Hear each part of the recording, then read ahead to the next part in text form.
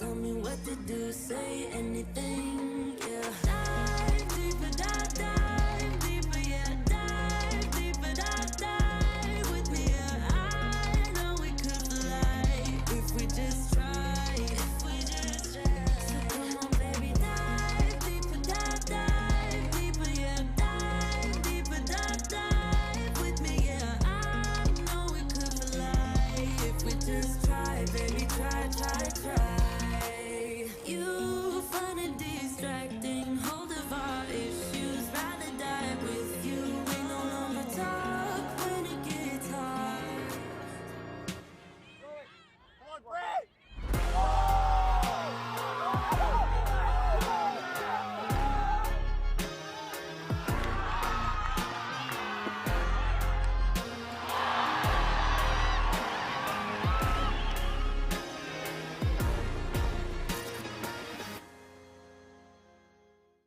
We live in a world where everything can be referenced online.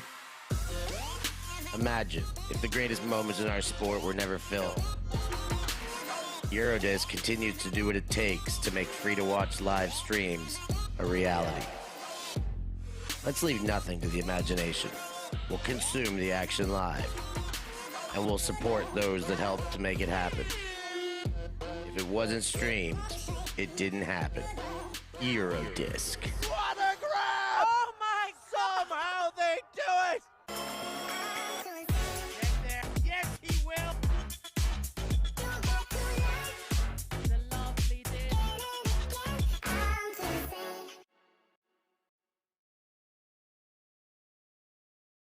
Something in the air, always something in the air. Inexplicable, I can feel it in the air. Can you feel me?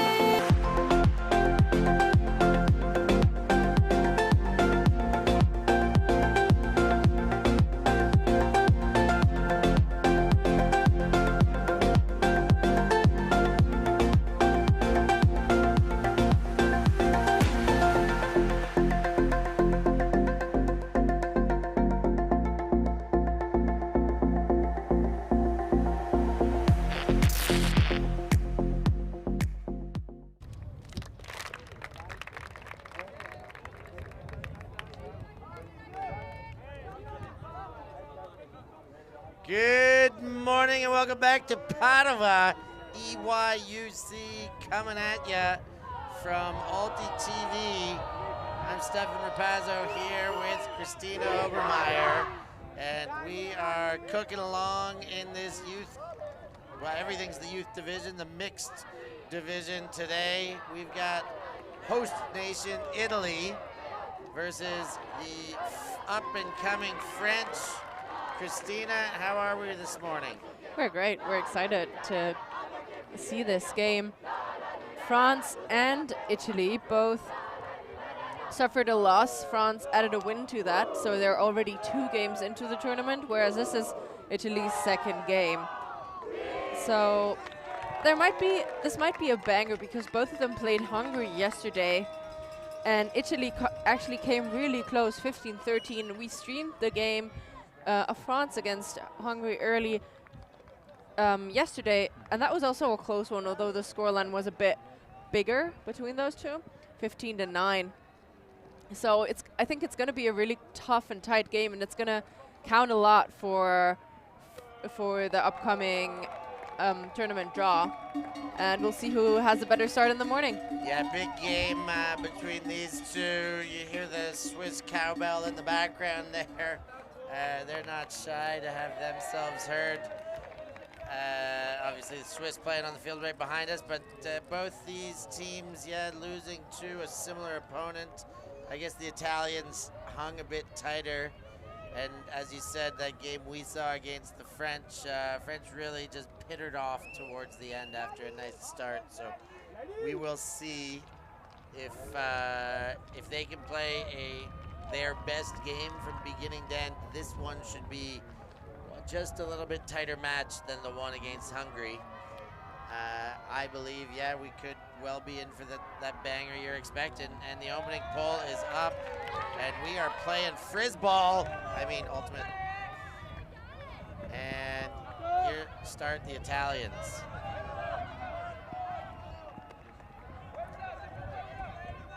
Arisi kicks things off.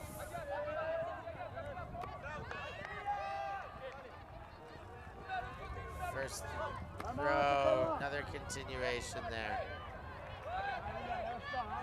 Italians, 3 passes upfield.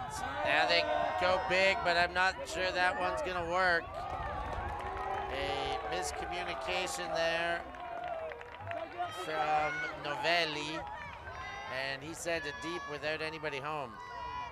Totti in pursuit, kind of, but not close.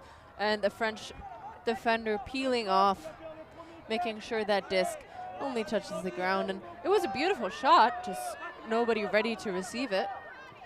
Yeah, if somebody was running in that direction, that would have worked. Instead, the French counterattack. Richard goes up and over, gets a great reception. Adegenun. Now Monerat goes up line. Genoun with a catch and floats one up. That's for a break. The French Cruzat hangs on to one, and the French break on the first point of the game. We've seen them do this before. Indeed, we have Genoun with a beautiful shot into the end zone, working it down that line. They didn't even have to go into the middle of the field again. They just pushed that disc further down the field and managed to get a clean break. So we're referring to clean holds as holds where you don't turn, and then breaking, so scoring a pass in the first. For the first time we're asking this, referred to as a clean break. See that sky again. Help comes from Perez, but not needed because the French player secured it easily. So 1-0, the early score line.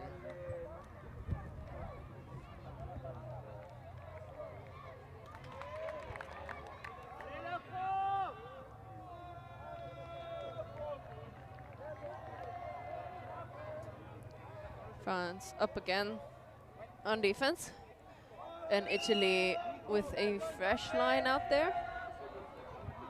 3 women on the 3 female matching pair on the field now, so had to at least switch something off of their O-line.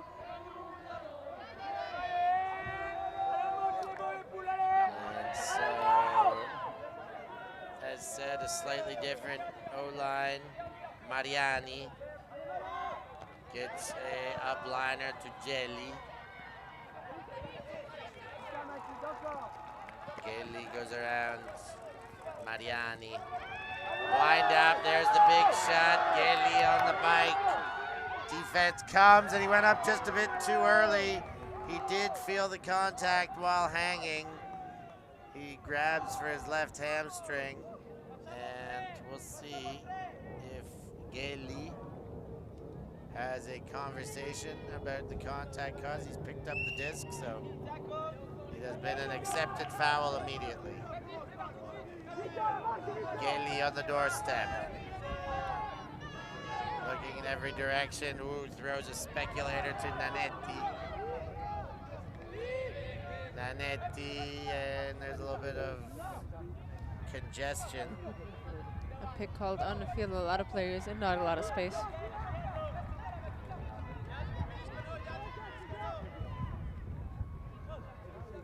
Goes backwards. Mariani.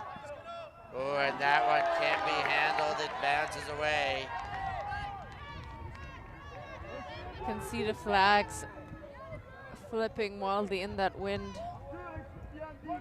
Might be the tiniest bit of an excuse for that bobble. French from their own end. Ooh, that one floated dangerously towards that end zone line. And then the big shot comes off. It comes off reasonably well, but a little bit too hot and gets beyond every intended receiver.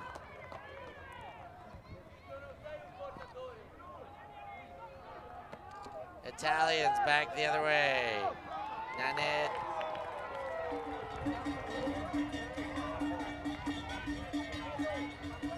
And there's a turnover, that one out of bounds.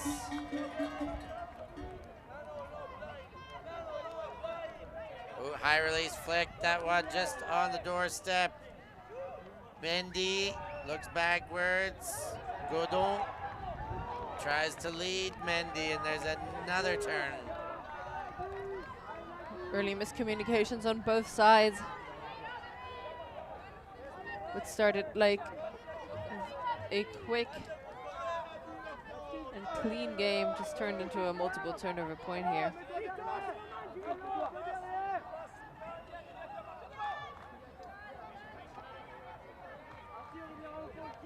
Italians running out of options. Manetti comes under.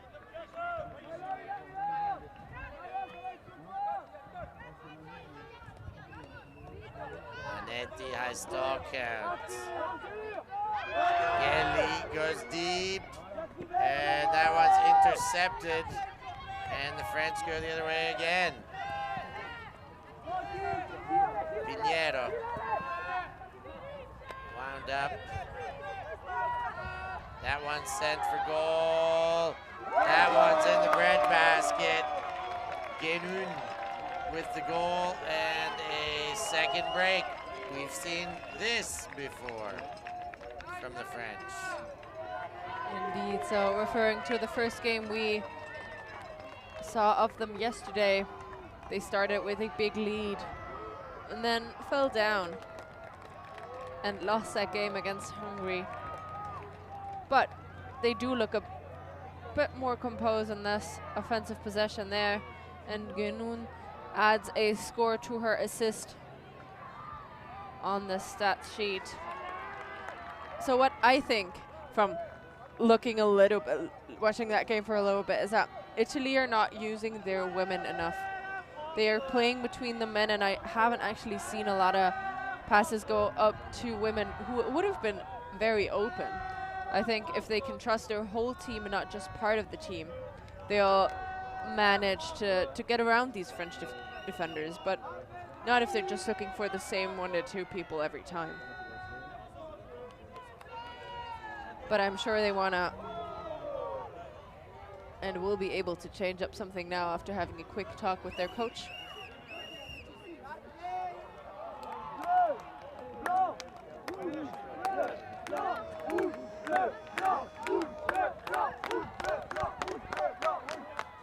And the Italians, REC gets things going. Now Marchesini, and he dishes back and then gets going deep. Gives the under, and that one bounces off both hands of Marchesini. Again, taking a very difficult shot instead of the open shot.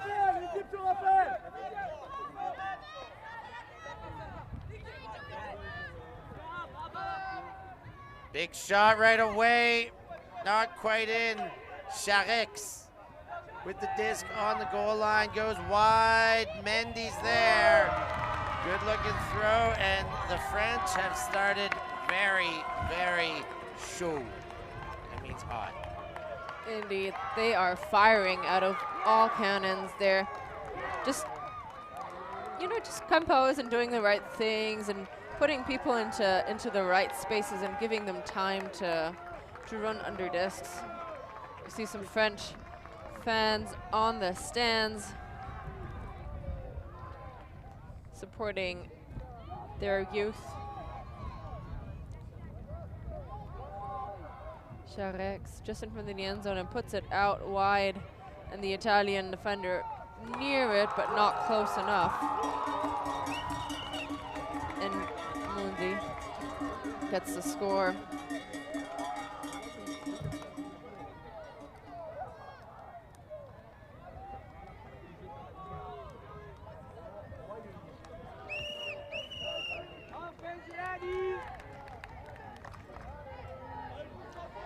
I'm surprised to not see a timeout by now. Yeah, 3 against to start the game. Like, how many minutes in are we? 13, not even. But yeah, 13 minutes exactly. Yeah, this is enough damage for me as a coach to be slowing things down here. Nanetti and the Italians looking to right their wrongs of the early goings. Cicchetti gets the up line or upfield to Panizio. He goes to Cicchetti again.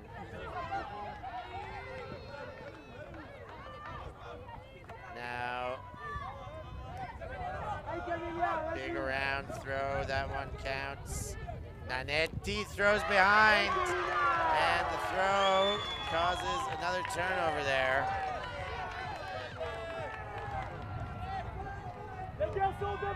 Santalena could not hang on to that one, but not by her fault. The throw was behind. And the French, could they break again? Guénoun kicks things off. Now Fernandez, and they've given it back.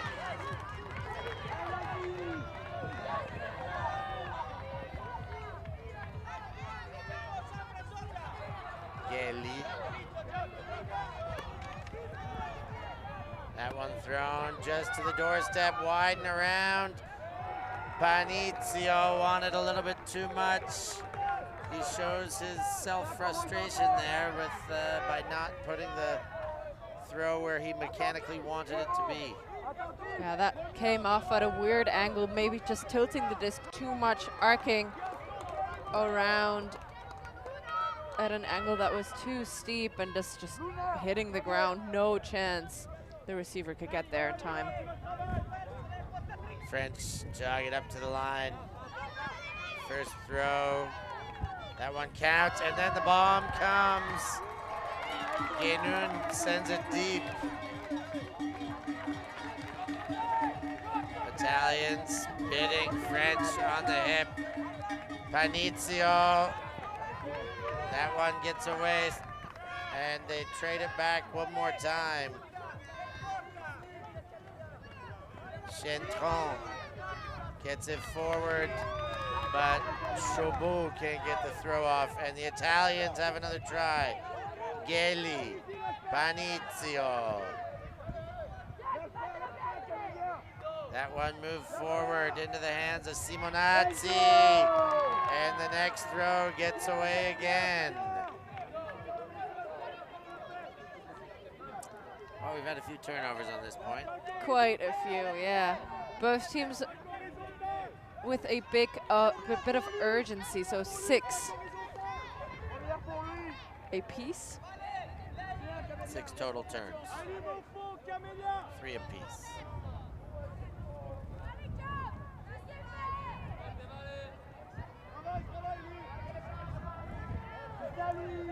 And the French playing in their own end zone. Caron gets one to the front line to Fernandez. And the next catch is deemed out and accepted by Fayur. Gelli. Travel called as Nanetti steps onto the line. He has to step into the field, I guess. Nanetti looks for the inside break. Panizio was well covered up for a second, and then the second look gets him open.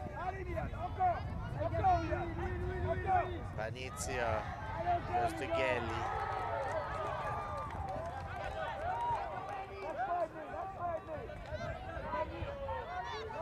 Gelli, high arcing shot. Good, well handled there. On the second effort, that's Marchetti, and she zips one in.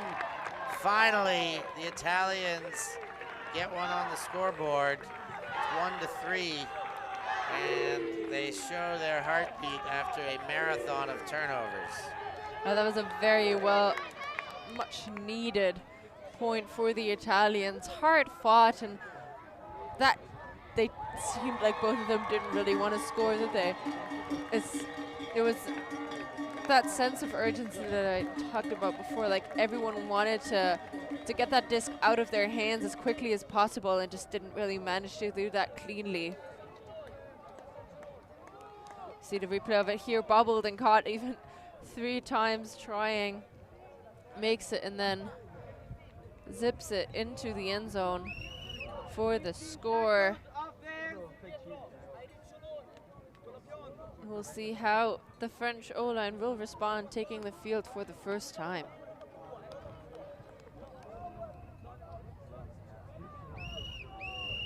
Offense ready.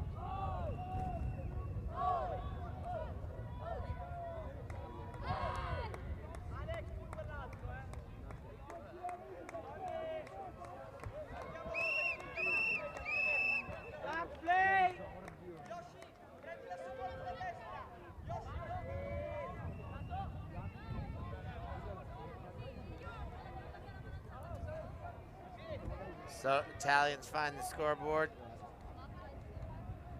and once they find it, they decide to light it up, put something in that scoring column, and then send their pull to the French. Caron goes high to Fayur. Pick called on the field.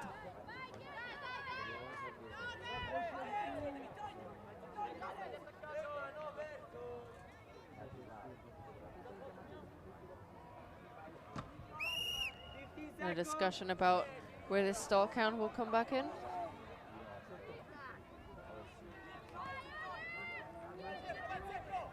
Fayur goes back, gets Perez. Now it's Chauveau. Chauveau goes to Perez. Caron shovels one forward. Guichard. Fayur. Caron shoots for goal, and that one's in. French first O-line is pretty clean. I mean, completely clean. As clean as can be. Caron really taking control of that point in the handler's head, giving and going, getting every other, and manipulating her defense to perfection. There was a few moments where she made the right decision of cutting, stopping and turning in the absolute right moment. We see here she's behind, waits for the next throw to go up in the break stand, and is here for the continuation, and then has a very open field to just put it into space for the score and celebrates it, as Monera is also with very good timing in that end zone to get a clean hold of France, and that's 4-1. 3 breaks to start, and now holding their offense cleanly are the French. Quite an ideal start for them. They did have a game against Poland yesterday that they won 15-6, which shows that after that devastating loss to Hungary, they picked themselves back up and decided to play towards their hero role. Ooh, that one handled, but only just practically slipped through the hands. And Novelli kicks things off to Totti. No relation to Francesco Totti, so I've been told. Santalena. Ooh, forward quickly into Mariani. Mariani shoots Totti. Hangs on now. Oh, and he tries to go forward, and French defender walks right in and contests the foul. Oh, no, I think he says it's going back anyways. That's why there was also a very open Italian player in the end zone, because it was a call on the field way earlier. Little stoppage in play. Good time for you to hit that like button. Go ahead and subscribe and become a patron. Join our programs. Check us out on Instagram. Follow. Do the things. Back in play. Mariani. Who goes forward, gets one there. Marchetti. And now back. Shot for goal. That one's going to stick. Novelli gets it to go to Mariani. And the Italians get a clean hold. Or not quite. No, it was not. Was it? Yeah, that was just sent back. There was no turn there. Clean hold of their own. So after a bit of a mess to start this game and a handful of turnovers, we see 2 clean breaks or clean holds in a row. It seems like they really found their rhythm now. Of the Italians using all the players off the field and trusting each other better than at the beginning. And I get that you want to run to the run with the safer players if you're already trailing by 4 to 5, 4 goals or 3 breaks in that instance. But there is a reason there's 7 players on the field. They're not just decoys. Decoys, thank you. Missing that exact word. But they're here for a reason, so use all of them and it'll work out. And you can see that both sides doing that very well. They're Novelli. real human players. Novelli highlighted there 1 assist, and that was beautifully put in the back of the end zone. Nice pull. And the French keep going towards the opposing end zone. Ooh, and there's a bit of a bang up on the field. Italy coming out in a zone, and the marker just clipped the heels of Mondlane. Yeah, Mendy was on the ground. And found his way back up to his feet now. Let's see how this resolves itself.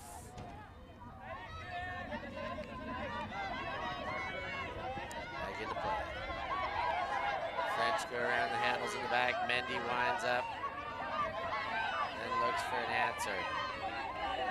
Still nothing. Finally gets it to Godon. And then across to Maillard. Maillard gets again. Ooh, that one was low, but Godon gets away with it. Not quite. One of the players is calling it down. The rule is as soon as it hits just the tiniest bit of grass, it's down, because that's part of the ground, of course. It's always a difficulty when it's untamed lawn, when sometimes you got a field that's got long grass and short grass. This one seems pretty neat, so. Not much there. If you saw it, then there was probably some validity to it. Tough to see from that angle, so play on. Godon goes to Maillard, and she lets one go. Soriano. Ooh, ooh, ooh. The backup plan was there. Malguti got it going, and then the next throw later, the Italians give it right back. Capello can't hang on. A bit too excited for the free player. Italy back on their zone.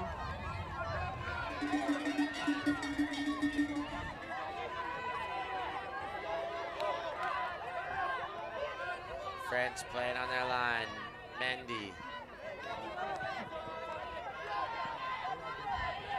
Tried to go inside, then finds Maillard. Gets a bid at a Godon to keep the possession. Godon grabs, then Maillard. Back to Godon. Negre. Maillard. And the sideline was begging for a timeout for the last 3 throws. They finally get it.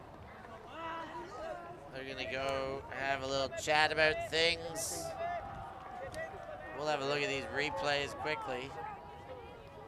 That was a beautiful layout by Godon, and then after that, I think the timeout calls came quickly.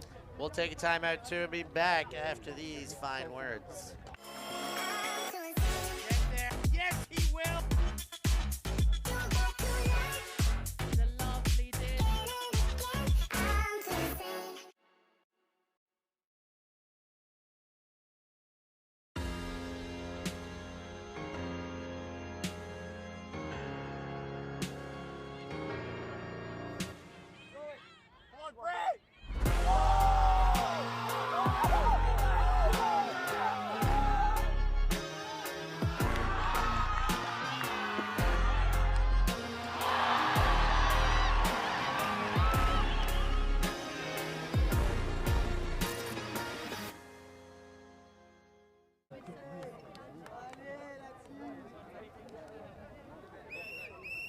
Offense ready. Well, back in play. It is 4-2. The Italians had generated some break chances within this point. The French have the disc at the moment, and final instructions coming in to Godon from the coach of the French mixed team. We'll see what they change up. It seemed like they wanted to switch, take a break to switch up some part of the offense. Maybe not quite happy about how they, the French were attacking that Italian zone. There's usually two ways of attacking a zone, going wide and around or give and goes. Italy is very good at those give and goes, so maybe the French will do the other thing, which means going wide and around, moving from one side to the other. Looks like we are back in. And the French going sideline to sideline. Godon. Maillard throws high. Pinheiro. Back to Maillard. Godon in the dump space. And they're side to side. Mendy. Back to Godon. Pinheiro. Maillard. Pinheiro to Godon, and this French attack does look a bit crisper since the break. That one I thought maybe a bit too far, but Mendy catches up, and 5 on the board now for the French. It seemed like the coaches really helped them with the way to approach this Italian defense. French coaches did, and that was just such a nice point. Offensive possession there, 27 passes for the French, and worked out well, moving from one side of the pitch to the other in longer shots, and at the right moment going towards the sideline and then putting it out into space. As you said, watching this unfold, it seemed a bit long, and it seemed like the defense had position as well, but Mendy knowing exactly what time to jump, and that put just always meant for him, and that's a score for the French, leading 5-2. 2 goals and 1 assist. Mondli.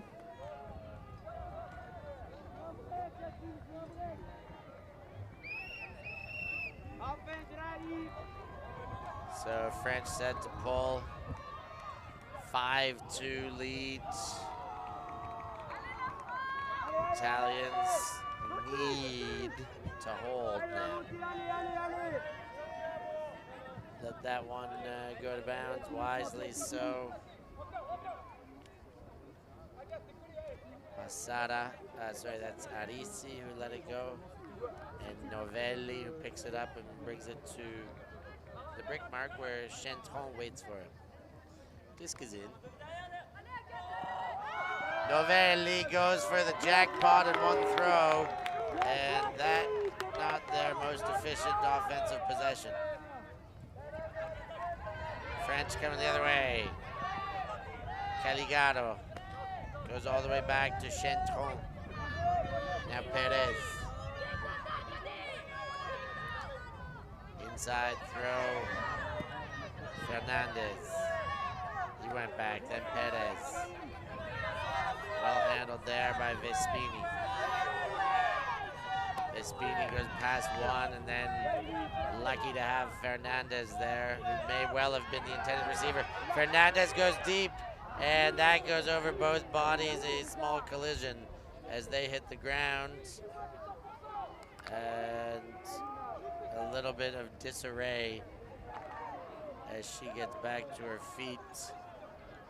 Genun. And in great spirit, even after collision, accepts that that throw was never going to work, and it's a turnover. Yeah, just thrown too late. The cut unfolded earlier, and the option was there at some point, but that's just not, that wasn't there anymore, creating a dangerous situation. Novelli throws to Nanetti. And Totti.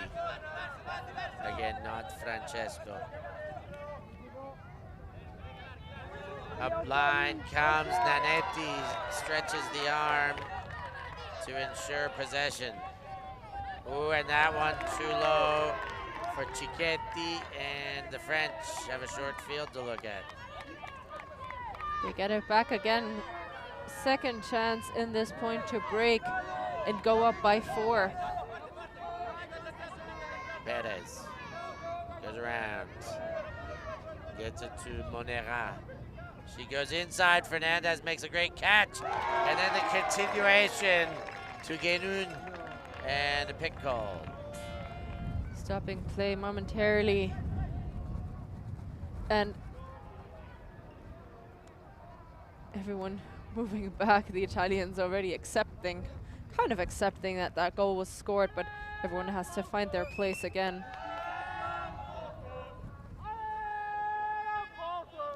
There's going to be a discussion about that. And the discussion dictates that the pick didn't affect, and the French get another one, and that one is another break, and that one is getting close to heartbreak for the Italians. 6-2 right now. The French in all sorts of command in this game. Indeed, the French just look like the more composed unit. We have 2 other games going on right now. Hungary and Switzerland, where Switzerland is up by 4 points as well. And that is super interesting because they lost a game to Poland. Switzerland did.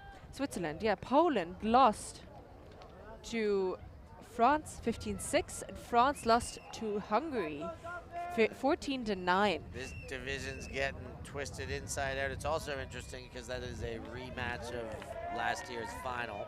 Exactly. In the junior mixed division, Switzerland fell to Hungary last time around. So lots at stake as we dig deeper into this tournament, push closer to the pointy end, but we are really just getting going here.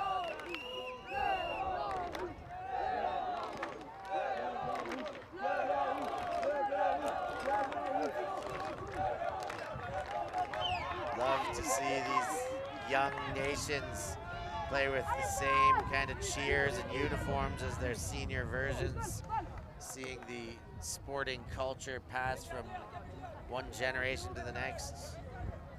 You're right, we have the under-20 rendition of the final at European Championships just 2 weeks ago in Limerick. If you want to watch that back, you can. But stay with us for this one here. Yeah, don't watch it right now. But when this game's over, good one to watch. France, Italy will almost always give you a good battle. Here come the Italians. Panizio. Sounds like a pastry treat, a panizio. I want to eat a panizio with extra chocolate, please. Oh, and the big shot goes deep. Panizio! Oh! He's having a snack on that one. Take it to the pastry shop. Panizio's having seconds. And that was so close to being deed, but trusting the receiver. Bit of a height mismatch as well. Panizio, a very tall person. And I think that's the only way Italy will come back, with taking these risky shots and making that as well. We see that disc unfold. We'll see it float down in the air, grabbing it over the defender's hands. If he hadn't grabbed it at this moment, the defender would have easily gotten there first with that high layout bid. Yeah, big grab by Panizio, trusty receiver, throw to the mismatch, whatever you want to call it, but executed to perfection.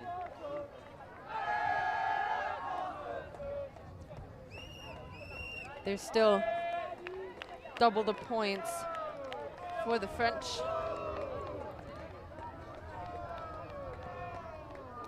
With 38 minutes played already. So the time expiring quickly. And the Italians, it goes without saying, if they're down by being doubled up, they need breaks. And the way to get breaks is to put your D-line on the field, and that's what they've got right now. Can they prevent a score? First things first, and then we'll worry about the conversion. But slow down the French and get that disc back. That is the job for the Italians at hand.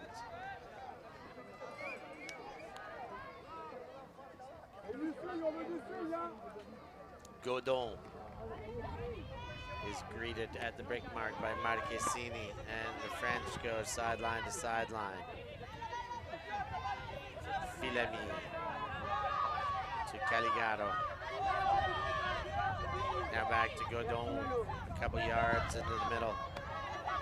Filemi. Godon. Ooh, and just hung on to there by Charette. Inside, nice throw to hit Gouet. And another throw there by Godon. Mendy goes backwards. And back again, Godon. Filemi. Floats one up, Godon. Who had just hung on to there. Now floated. Well taken on the far sideline by Caligaro. Mendy, Caligaro fakes the shot to the end zone. Godon wide open in the dump space. Goes to Charex and finally to Godon. Now Filemi. Found on the inside. Eruard. Filemi jams it into the guts of Godon. And Godon breaks. Now far side again. Caligaro to Mendy. And the French will not be denied this opportunity by the Italian defense. They take their time and put another one in. They looked very patient, working the disc up the field, moving from one side to the other again. Maybe a bit more agile than the last offensive point after that timeout, but that worked out super well for them, getting the quick pop passes and breaking that zone setup again and again.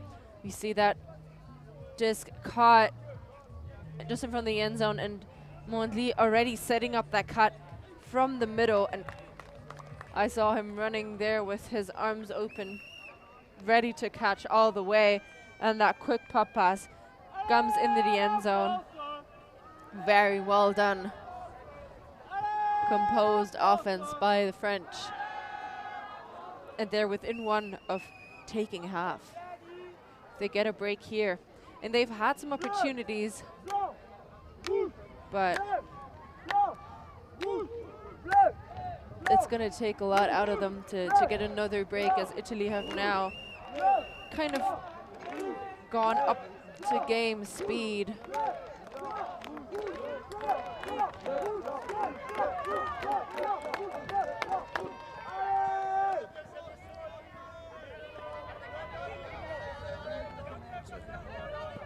French. Ooh,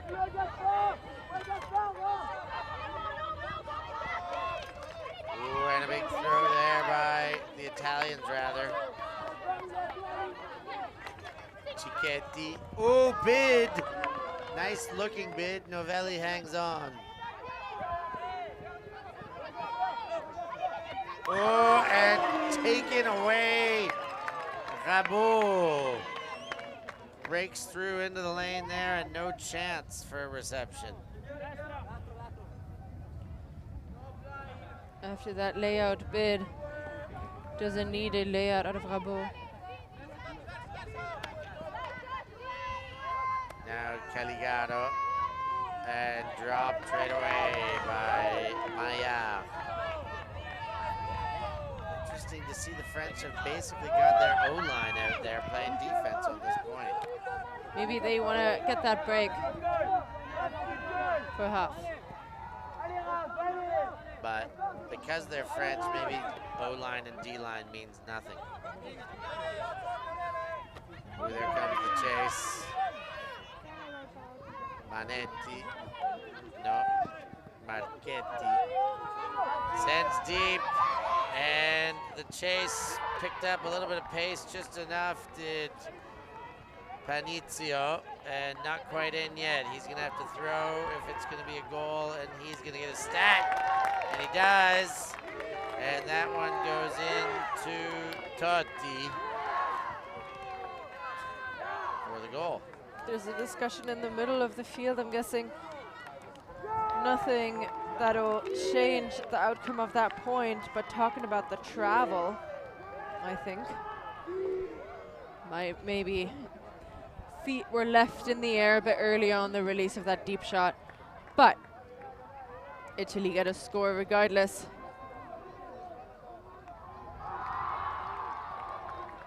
I see that beautiful layout, D, full extension, hip high, and then that D just in time. And in the end, you saw he picked up speed rather late. Maybe he didn't expect that throw to go up still, and that flick also comes out a bit awkwardly out of his hands, but it works out, and that's a score. A rather easy one for Italy. They did give it up once, but gave it back, got it back immediately.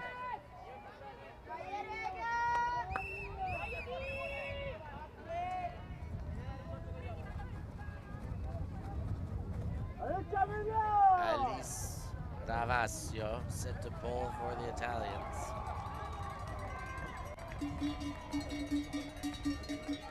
Pulling upwind here as the wind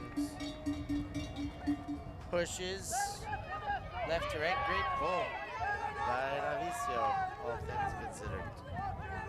Perez picks up, and the French are going the other way. Caron. Fayard, well covered up, but caught. Then the next one from Caron to Perez doesn't work, and the Italians, boy, do they ever need a break. Mariani goes backward. Vizzani inside to Masada. Good find there. Santalena goes backwards, and that one gets broken up by the French defender, Cruzat. Perez picks up. Finds inside, Chabot moved on right away. Now Fernandez. Fernandez jacks it deep. Fayard on the chase, and he is in stride to collect the halftime taker. Perfectly set up there, going for the break side, putting that option out, not taken, and goes deep immediately, and that shot, just perfection from one side to the other over the field, and no one else in pursuit. No one could have ever gotten there but the French intended target. So 8-4, the French have been 2 for 1ing Italy. 3 breaks to start the game. Still found a way to find another one in there to make the score 6-2, and then it's been trading since that moment, but with 4 breaks, the Italians are going to need to find some answers in the second half. We will see what happens when we get there. They've taken themselves their halftime break. We're going to take a break too, leave you with some messages, and be back for second half action here in the mixed division from EYUC in Padova. We live in a world where everything can be referenced online. Imagine if the greatest moments in our sport were never filmed. Eurodisc continues to do what it takes to make free-to-watch live streams a reality. Let's leave nothing to the imagination. We'll consume the action live, and we'll support those that help to make it happen. If it wasn't streamed, it didn't happen. Eurodisc. What a grab! Oh my! Somehow they do it!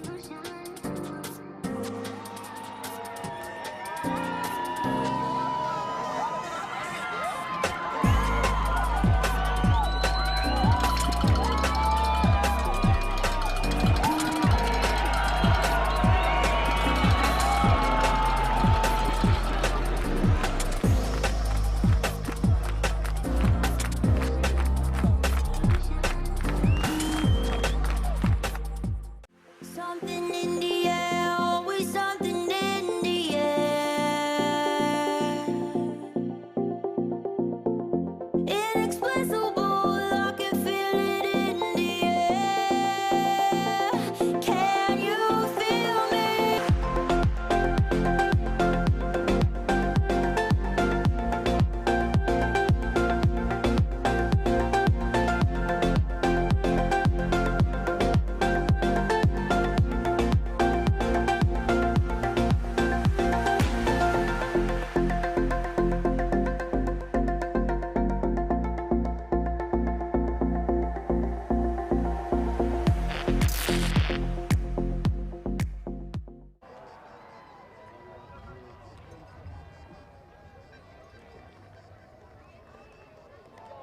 So back in Padova,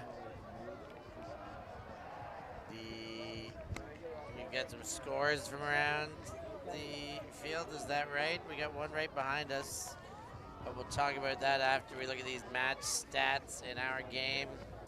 What stands out there, Christina? There's a few things, I think. The 4 breaks, definitely. And the break chances going with it. 12 break chances for France and 4 taking of them. And then 2 break chances for Italy, but none really connecting. 2 clean holds on each side. That's a good stat. That's interesting as well. And then the scoreline for now definitely in the favor of France, 8-4. But we will see what happens in that second half. We're just halfway through. Yeah, the 12 chances more impressive than the 4 actual breaks. 12-2 as far as break chances. For me, that is the biggest unbalancing in this game so far.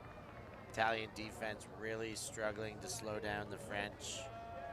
Every time they have got it back, they've given it right back. But yeah, the French O-line has been very sharp in the first half. Indeed. So looking at some other games around,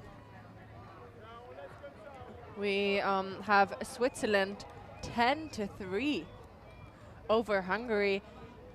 10-3. 10-3. That was 9-4. Yeah, I thought so too, but it wasn't. I just looked over there. I thought it was 9-4, but it's actually 10-3. An impressive lead for the Swiss. Maybe not 100% what we expected. And then we have Belgium and Poland battling each other, 6-4 in favor of the Belgians. And also this game going on, of course, 8-4 in favor of France for now. We have a round-robin system, so the 7 teams in the mixed division playing against each other, every single one at the beginning of the tournament. Then the middle teams going in a pre-semi, the top 2 in the division already going to semis straight away. And the winners of these pre-semis go into semis. The losers of these pre-semis go into the lower bracket to play it out. For the finals. Yes, finals. I've never heard that. That's very smart. Well, there's ninals and finals. And those are both horrible consolations when you can't win the championship. But you got to find silver linings somewhere, and winning out the tournament after being relegated is still worthy of finding a new totem, a new goal. French O-line, let's see. The second half, they remain as sharp as they did in the first. Monera goes back, Chantron. And then the leading pass there to Vespini. Back to Guénoux. And into the hands of Monera. Cruzat. Chantron. And back to Guénoux. French happy to go back and forth. Sideline to sideline as they just get gainers there. Chantron to Cruzat. And she comes wide to Monera. Chantron. Continuation, Guichard. French have looked sharp. Italian defense offering many, many options to dump and swing. Chantron had to look at the end zone for a second and wisely opts to just keep doing what they've been doing. Guénoux, Chantron, Monera leads into Chantron, and the Italian defense can do nothing about it once again. I'm a bit curious why they still opt to play that same zone, because the French are not stressed by it at all. No more sense of urgency that we saw when playing matchup defense. And there was 3 points maybe where they just played through it without a turn. Of course they are slowed down, but not enough, in my opinion, to actually make a difference on that Italian side. I mean, it took them 40 passes. That is sometimes enough. You know, what a zone is meant to do is not make difficult passes, but make more passes. Every new pass is a new opportunity for failure as well as it is for success. If you've got to throw 100 passes, there is a higher likelihood of a drop coming. And so I too would like to see them change it up and play some match defense. However, the zone, you know, no turnovers caused there. The zone did slow them down a little bit. It did make them go through the hands. It might just be what they intend to do, but I do think there's just more aggressive ways to play this zone as well. Ball goes out. That'll come back in at the brick mark.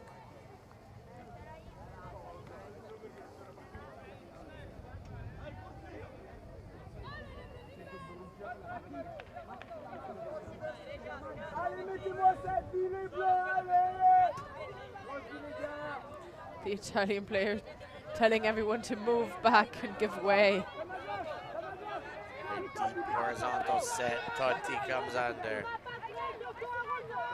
Now gets the next Gelli.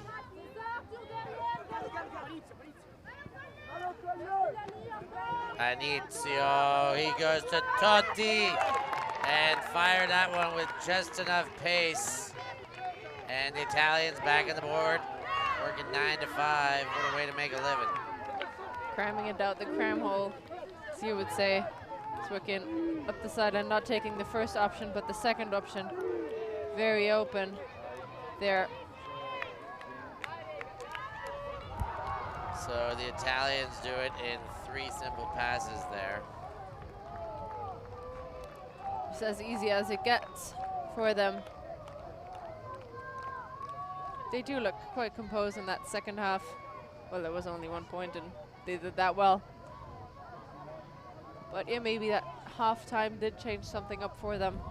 They're still trailing by 4 points, and I'm curious to see what kind of defense they will attack with to try and get one of those, or maybe even all four of them, with an extra one to take the lead back of the steady French hands.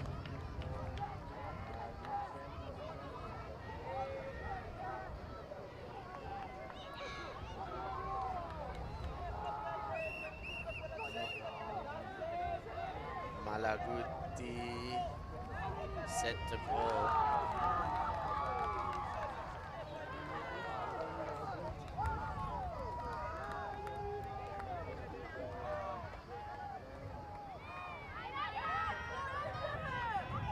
And there goes set pull. Lands and rolls, and the French are coming. Tilemi. Big shot right away. And not in, but caught. That one was Rabot. And Rabot finds Mendy. Great composure by Rabot, the 16-year-old from Saint-Herbin. Gets the job done, opening up the deep cut, and composed to put it in. Indeed, Monli going to that 7 cut up the line and back twice to make enough room for Rabot to put it in. See that catch stepping onto the line a bit late. Definitely out, like not out, sorry, not in yet. Definitely in the field, but not in the end zone. We see that second cut, Mondli gets it, defender trying everything, jumping in there. But the French players just clinical. A defensive handler, normally speaking, Rabot, and they're a distributor and a prolific French distributor. Her hero, the Yaka stalwart, Aileen Mondiaux. But she didn't write that, she wrote Rasta, because we all know who Rasta is. 2 blocks and 1 goal for Rabot. So far she had 1 up the line, Mac, and then 1 in the back of the handler's head, just getting her arm in there, pushing it down. So good reflexes for her.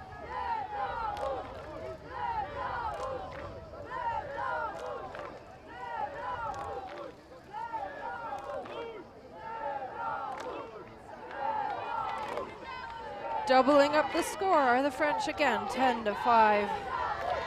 10-5, Italy. Pick up and get going, Nanetti. Centers the throw. Novelli to Nanetti, and here comes the up line. And too much on it. Lizzeri gets turned around, trying to put a hand on it. That disc picked up speed so quickly.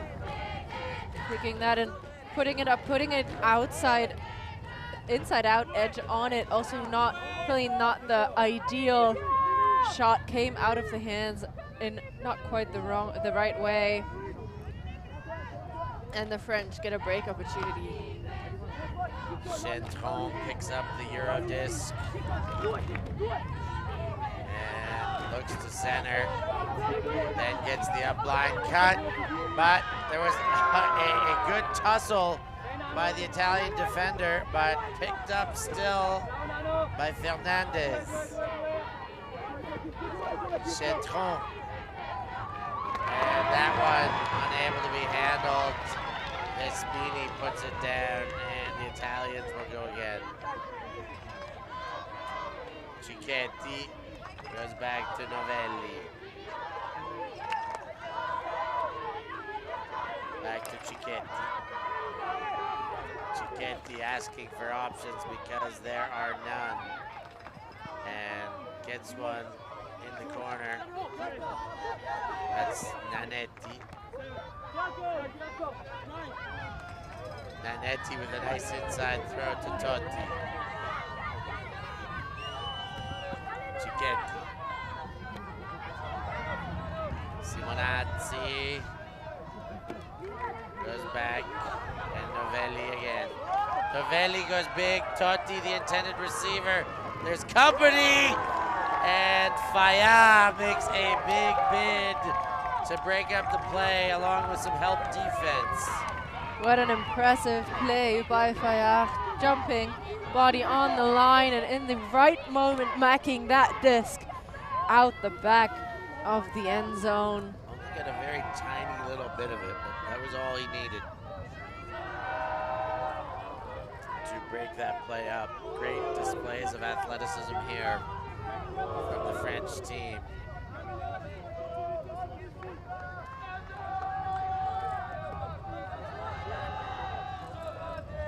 Gaston Fayard, the 15-year-old with 8 years of playing experience. Unbelievable. Here they come, the French. Ooh! And Fayard calls the fouls, and Totti accepts immediately. They're both right back up. Good battle between these two with very similar hairdos. And that one taken down by Guénoun to maintain possession. Chabot, Fernandez, Fayard. Good leading throw. Great leading throw by Fayard. And the French cash in there. I think it was Vespini with the goal. Vespini with that score, perfect continuation pass and cut, great timing, and that's something the French have been very good at. So we've got a timeout taken by the Italians.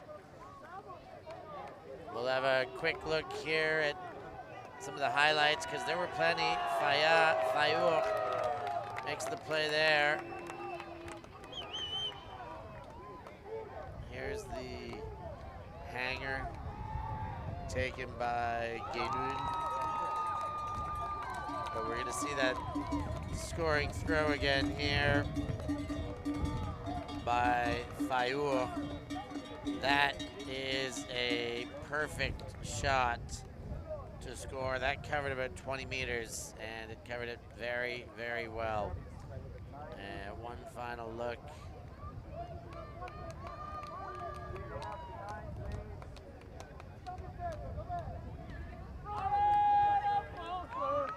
Beautiful stuff. And with that, we'll take a break and be back after these messages.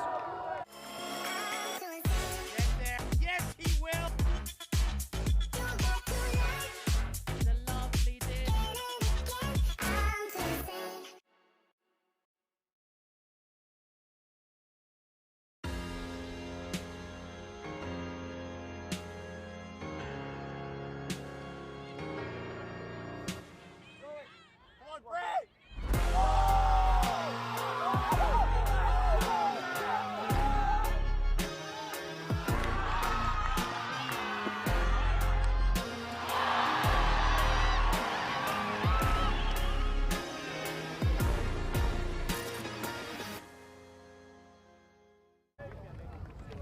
And we've got a Davide Mori sighting. He has arrived to the grounds. Do you think he could be kept out of a ultimate tournament in his own home country? Absolutely not. I was expecting him to be there, and we'll see if his presence can motivate the Italians to pick it up and maybe get 1 or 2 or maybe the 4 breaks back that they need, 5 indeed. Let's see what Davide can bring with him. If nothing else, he's got a solid lunch recommendation for us and the crew to join him today, so we're excited about that with the maestro of Bolognese Ultimate. And I would bet parts of my body that he is on his phone because he is never not on his telephone.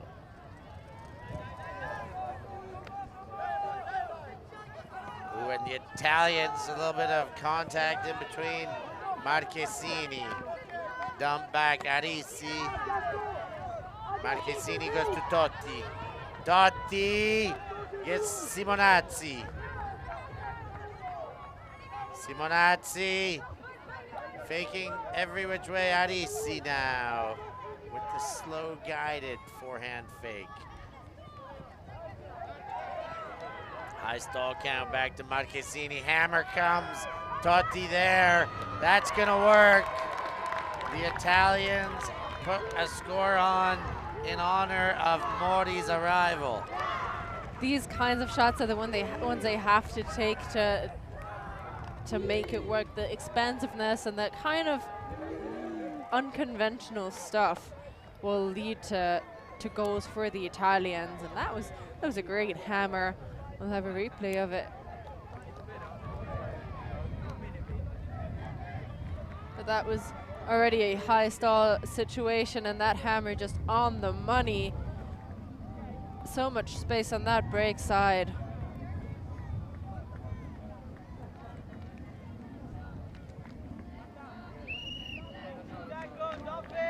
See that again from our drone angle, the Eurodisc best perspective.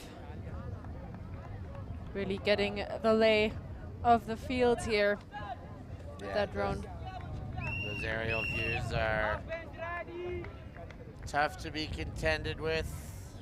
We give you the best angles here on ULTI.TV, and all we ask for in return is a like and a subscribe. Go ahead, hit that like button, do it right now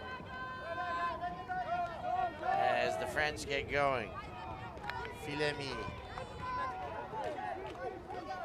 She gets and gives to Maillard. Maillard, no hesitation, right up the line, Charex.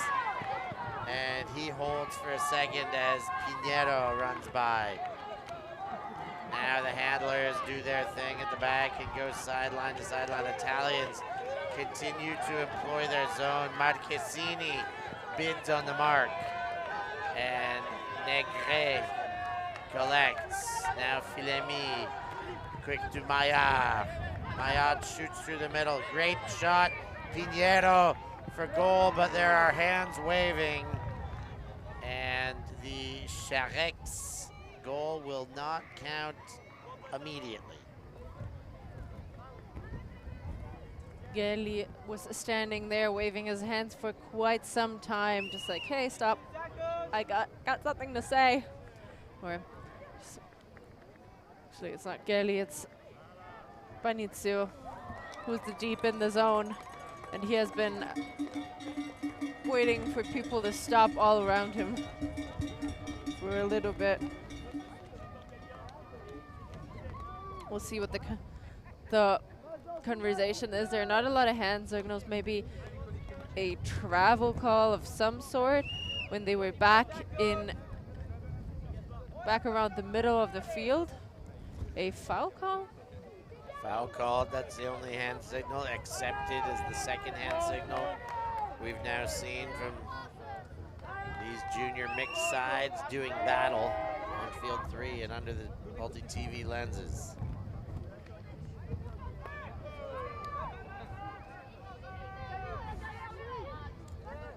And the Italian zone gets back set, and the French try and do what they've been successfully doing all game long, breaking this zone.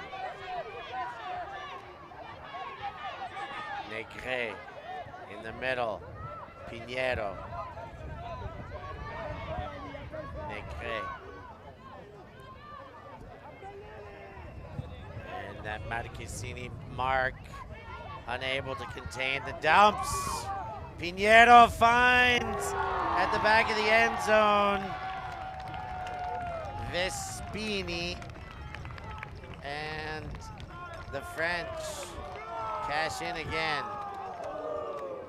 It's not Vespini, that looks like Gouet who catches the goal for the French. It's impressive stuff. Working against that zone just feels so easy, or looks so easy for the French. They've figured it out by now, also knowing the right time to give and go and wait for a second and then look for a different option. And Gue was in the perfect spot in the end zone, just waiting to get the score and be looked off by the defenders. First score of the game for her, Mathilde Gue.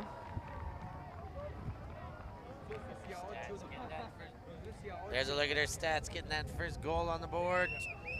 Must feel good as her team has a very comfortable 6-goal lead, 12-6 over the host nation Italians. They're staying with the double of whatever Italy scores, so getting a score and a break. Yeah, that is treachery for the Italians. Let's see if they can. Oh no! Uh-oh. Now the French with a very short field. First throw error in the end zone. And you see the disgust from Mariani kicking it back out to the. And a hand block though. They're going to get another chance.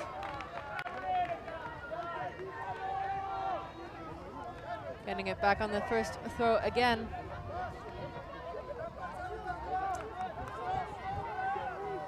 Gelli goes backwards. Mariani doesn't like his options. French zone causing problems for the Italians. Gelli winds up and wide. Parisi.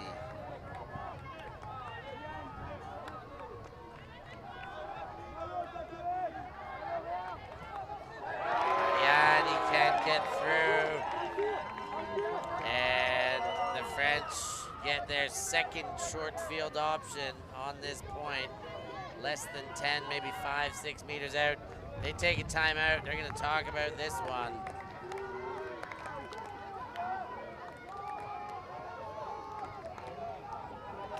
Here's a quick look at some of the highlights, and that's gonna shake things out. We're gonna take a short break here, and we'll be back after this timeout.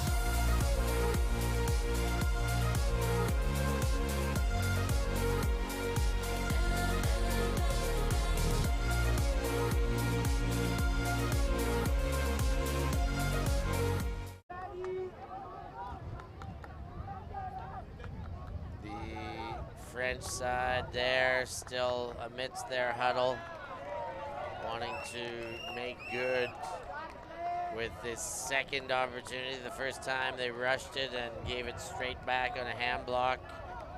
They've managed to find that same short field opportunity. They've had to chat about it. Let's see what they come out with. That French zone seemingly more effective than the Italian one. 2 red zone offense break chances for the French, and we'll see what they're cooking up. It does look like 2 players in the handler set, so to say, and then the rest of the 5 players pushed to the back of the end zone. There might be an isolation for Meillard, or it'll be between the 2 handlers to put that disc into the end zone. And interestingly enough, one of the reset handlers is looked off entirely. But he gets the disc, And again, the French back and forth. Now shot for goal. And that one goes from Godon to Mendy. And the French get the break that they were after once again. Well, and Lee was already pointing towards that break side saying, hey, put it over there. You don't have a real mark. I'm open on the break side. Just put it out into space and I'll get it. And that's exactly what happened. We'll see that again here. The initiating pass onto the open side, open player. Not a real mark on him, and that's not ideal as he breaks it for the score. Looks like we've got another timeout on the field. I didn't see the indication. I could be wrong. Just slowly taking their time. I think getting a spray from their coach are the Italians. No timeout.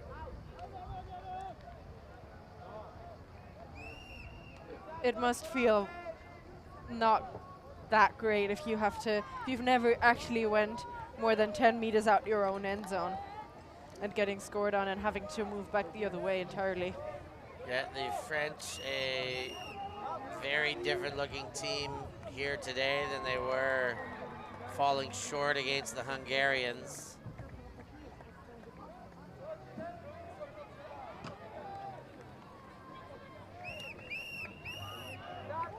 Whereas the Hungarians are close to falling to the Swiss. 14-9, and I think that last goal was just scored here, and 15-9 Swiss over Hungary. That is a big upset to start the day today. Gelli with the disc. Gelli goes big, and a great play is made to keep things alive. Nanetti goes to ground, gets two hands on it, and a beautiful layout bid for the goal. Indeed, he dropped his feet early, making sure his body was going to be underneath that disc in time to keep it from sliding on the ground before his hands could touch it. Here's another look. Communication with Gailey doesn't find the break, has to go wide. In the steep angle, you see that he drops the legs first, slides further on his knees, but gets the disc before it touches the ground. Nanetti with a goal and loads of the handling work. Of course, 4 turns seems like a lot, but he also has the disc quite a bit. We're not counting these stats for you. So with a lot of disc responsibility, there goes a lot of there goes some turns as well.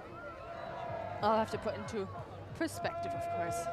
But the French, 13 over Italian 7, and if they want to go to pattern, they will just hold here now.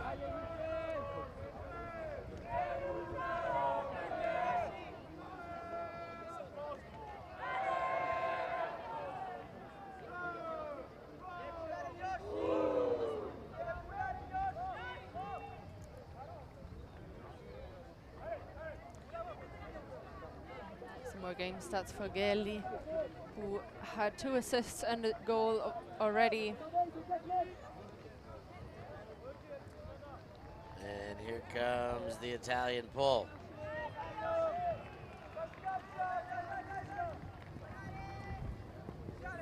French pick up Chantron. Gets things going. Richard goes back to Caron. Chantron. A little bit of congestion in the traffic coming up line, and Charon chisels forward and takes a bump on the mark. Quick delivery there from Guénon. And now it's Fayour who leads beautifully into the hands of Guénon, and Fayour is having a game. Indeed, those throws he's been showing us, so much touch, so much love on them, just floating it and putting it out into space with the right angle, the right kind of touch to just be caught by the intended target and them only. Gets it quick with a turn. Looks off the first option because he had the backhand in his hand instead of the flick. That would have worked out. And then sees the striking Gunun and puts it into space for her. I mean, you look how far out Fayua goes to get open here. The mark didn't even move with him after he got him on the backhand fake here. He goes out, he had a mile to throw that, and he just really found his balance and put that French touch onto his leading forehand there, as you said, Christina. All sorts of spin. When you talk about putting touch onto a throw, it is really like getting your fingertips onto it, the last little pushes, the details of the throw, finding a way to control the spin and thus the speed of the flight of the disc. Well, the French could seal it up here if they can break, and they have definitely found a few breaks in this game.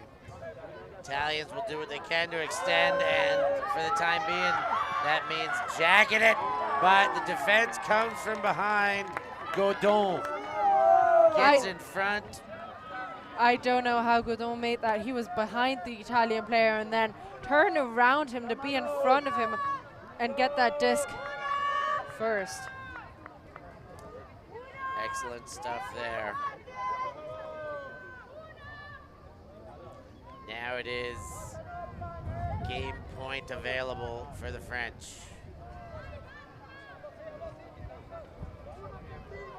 Into play, Filemi gets Mendy. Mendy fakes the big. Then he goes to Godon. Godon, Filemi. Quickly moved on to Caligaro, and Mendy is down. There's a foul. They're back up. Accepted foul. Just a clicking of the heels, maybe putting one foot in front as a reaction. No harm done, fortunately. Caligaro to Godon. Straight back to Caligaro. Mendy. Mendy winds up, goes deep right away. Gouet is there. Mathilde Gouet cashes in the final score, and the French are victorious with a 15-7 scoreline. That is a big win for the French, and what style they put on to make that work. Gouet with another perfectly timed cut into the deep space, cashes in that last score, and that's a break to win. France over Italy. That one's in the books. 15 minutes before regulation reached, the French managed to put 15 on the board against the Italians. And here's another look at some of the replays of that game. You see the big huck. Mondli puts it into space for Gouet, who jumps it in, and that is a good jump as well, making it a time, and we'll get the drone shot of it as well. You see that cut out of the stack into space.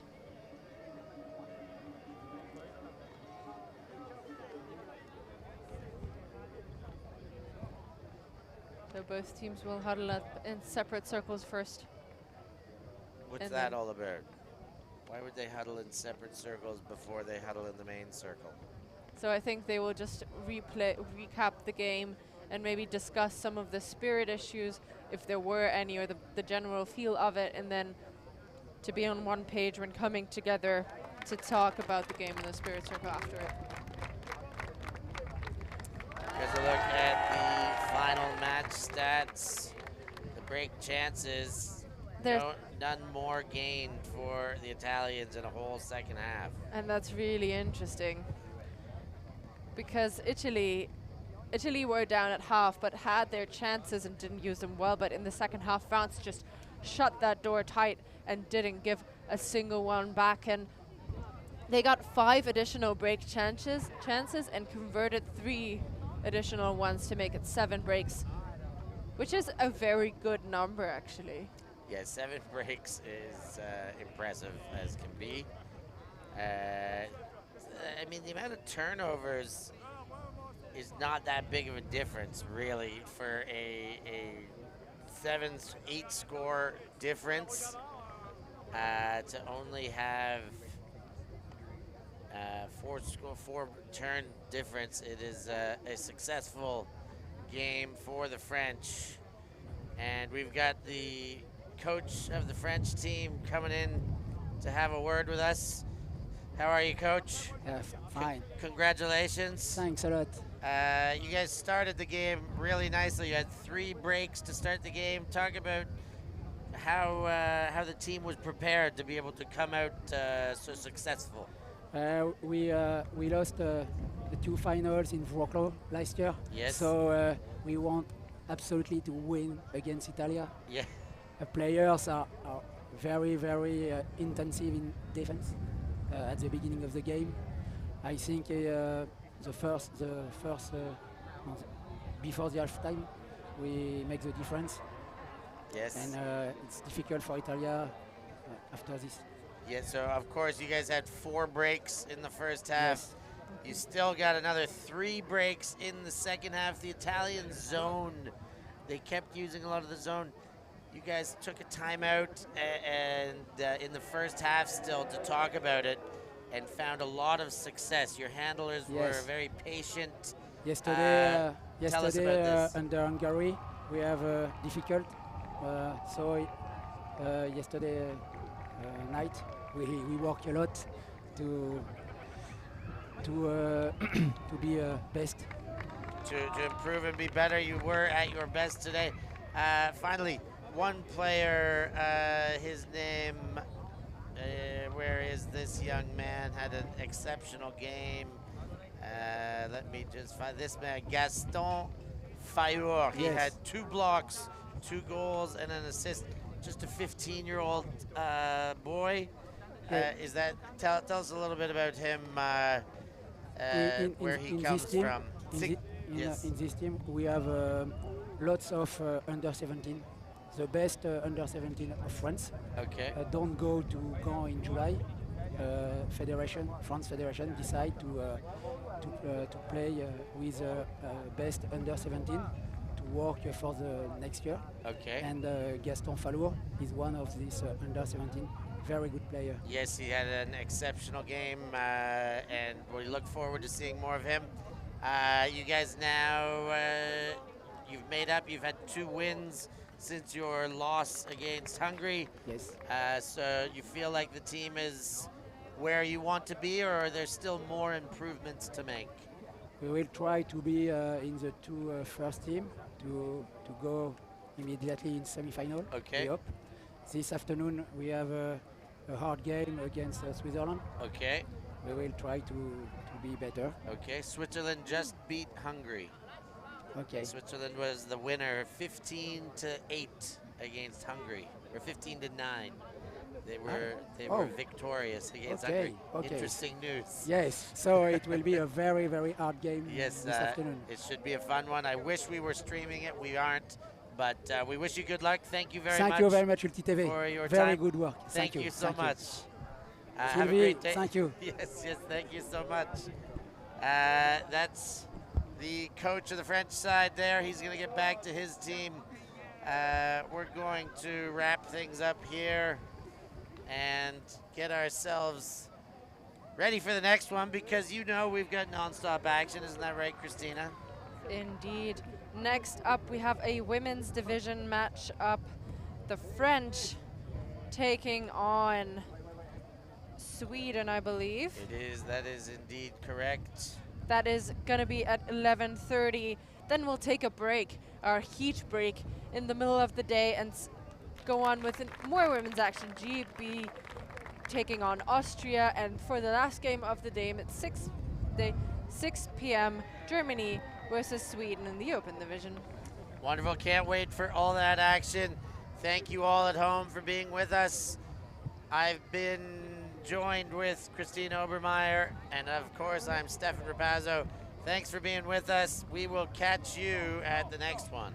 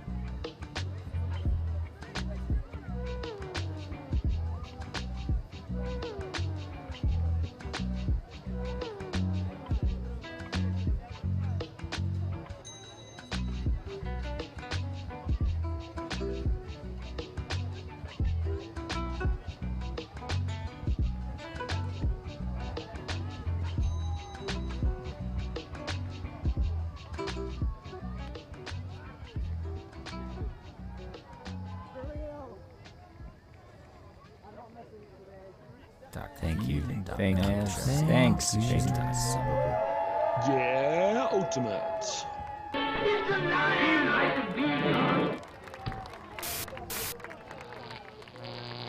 ULTI.TV.